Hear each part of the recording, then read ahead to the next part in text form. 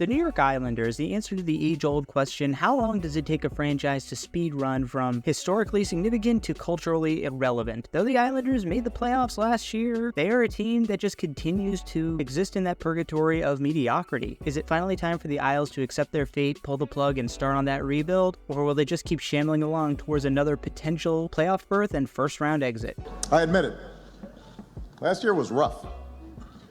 For being such a forgettable team, the Islanders actually had an incredibly odd season in 2023. They started off a bit hot in October and then dropped 7 straight to start the month of November. And with that, the murmurings from the fans turned into a full-blown chorus for the firing of coach Lane Lambert. But while that's usually the point of no return for a coach, especially in a market like New York, what was surprising is what happened next. The Islanders rebounded and started playing some really good hockey in late November and early December. Like, everybody forgets that they ended the calendar year 2023 7 games over 500 comfortably in the playoff chase. But then they started off January with an absolutely killer stretch, literally for Lambert, winning only 2 out of 9 games, and that was the end of Barry Trotz's former protege on Long Island. His replacement, Patrick Roy, righted the ship, leading them to a 20-12-5 record down the stretch that was good enough to get them into a wildcard spot. That earned them a date with the Carolina Hurricanes in the first round and an absolute shellacking at the hands of the Canes, falling in the series 4-1, a series in which they got outscored 19-12 in 5 games, and were really buoyed by some impressive play from Semyon Varlamov in those 5 games.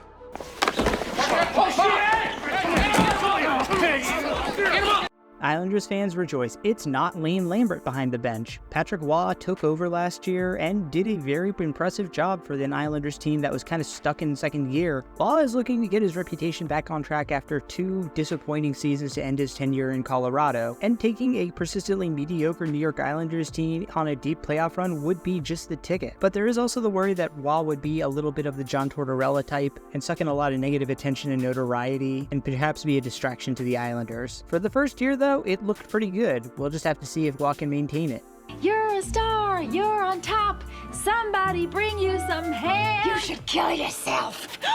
Even though he absolutely shit the bed in the playoffs, Ilya Sorokin is the best player on the New York Islanders. The only other arguable candidate for this honor would be defenseman Noah Dobson, who is a surefire top pairing guy, but I don't know if he's quite on the superstar trajectory that Sorokin has been in his career. Last year was for sure a down year for Sorokin, and I do wonder how much losing a guy like Mitch Korn has hurt Sorokin, but when the guy is on, he's a top 5 goaltender in the NHL for sure. The hope on Long Island is that last year was an aberration, not the start of a downward trend.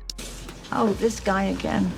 That lack of superstars for the Islanders is really very evident in their forward group. Matt Barzal is for sure their best forward, but ever since winning the Calder, he has only cracked 80 points in a season one other time. That was last year, so there's a hope that maybe he's entering his prime and finding his groove under Roy, but it could also just be an aberration. But at least he's hit 80 points in his career, unlike their big acquisition from a couple of years ago, Bo Horvat. He's fine as a 30-goal, 60-70 point guy, but not exactly somebody that NHL defenses are going to be planning around. They'll be rounded out on that top pairing by their big free agent acquisition from the offseason, Anthony Duclair.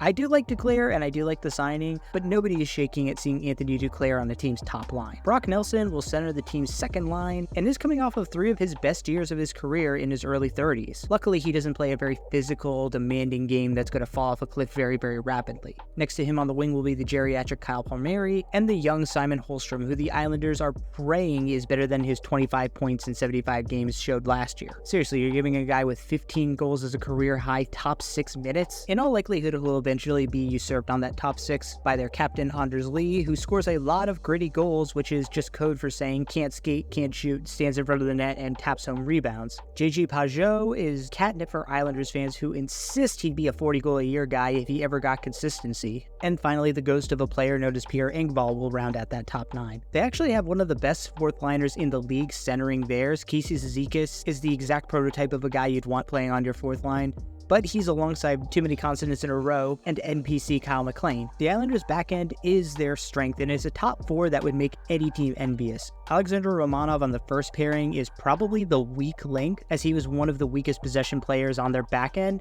but he is still 25, so there's hope that he's going to continue to improve. Noah Dobson, though, an absolute stud. If he was on any other team that was remotely watchable, he would be in all-star conversations every single year, and he deserves more shine as a Norris Trophy contender. The law office of Pelican Polak will make up the second pairing, one of the best in the NHL in my opinion. A very good yin and yang. Pelican Polak have both played together for a while now. Pulock a bit more of the physical guy, while Pelech is just more of a stay-at-home presence, which he performs admirably. Scott Mayfield also returns to anchor the bottom pairing, and he's quite fine at doing that, and he'll be paired with journeyman Mike Riley. That should be a serviceable bottom pairing. The Islanders also have two incredibly good goaltenders. I already sang my praises of Sorokin, but backup Semyon Varlamov played ridiculously well in the playoffs, and on most teams, I think would be challenging for a starting role. He's a little bit long in the tooth now, but Varley still has the athleticism and now the consistency to be an exceptional goaltender, and it's really surprising that he's chosen to stay on Long Island for so long and be Robin when he could be the Batman on a bad team.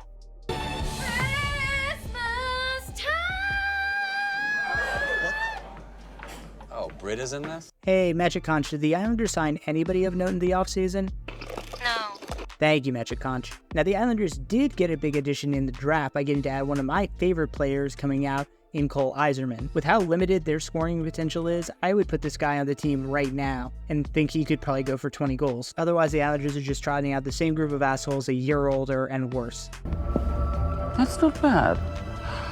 I said it before and I'll say it again here, the Islanders have one of the most sneaky underrated defensive core in the entire NHL. Like when NHL.com did their ranking of the best defensemen in the NHL and they had the audacity to put Noah Dobson at 15, that to me is egregious. He is easily top 10 and closer to top 5 than 10 in my opinion. But the rest of that group is equally as underrated. Pulock and Pelech, like I said, a top 10 second pairing, and they could play first pairing minutes on a lot of teams. I know I sang praises of Varley and Sorokin, but they also have a damn good defense in front of them to help support those incredible numbers. The Gambletron 2000 says the winner is Cincinnati by 200 points. Why, you worthless hunk of junk?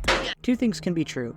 I think that the Islanders are legitimately the third or fourth best team in the Metro Division, that they have an incredibly deep roster even though they lack the high-end talent, their goaltending is exceptional, and I believe that Patrick Waugh is going to be a net benefit for the Islanders this year as compared to Lane Lambert last year.